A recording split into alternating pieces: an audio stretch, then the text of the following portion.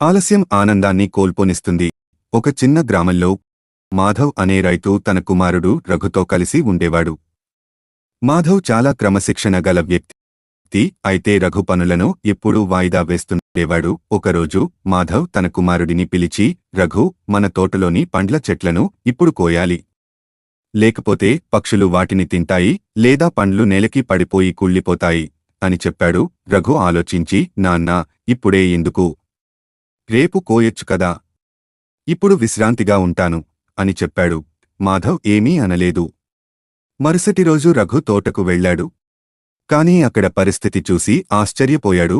చాలా పక్షులు ఇప్పటికే పండ్లు తినివేశాయి. కొన్ని నేలకి పడిపోయి కుళ్ళిపోయాయి.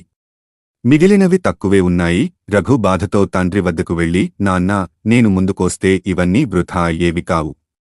నా తప్పు అర్థమైంది అని అన్నాడు. మాధవ్ చిరునవ్వుతూ, కుమారుడా, జీవితంలో ఏ అవకాశం వచ్చినా దాన్ని సమయానికి ఉపయోగించుకోవాలి. లేదంటే అది నీ చేతిలో లేకుండా పోతుంది అని చెప్పాడు. సారాంశం: సమయానికి పని చేయకపోతే అవకాశాలను కోల్పోతాం. ఆలస్యం ఆనందాన్ని హరిస్తుంది.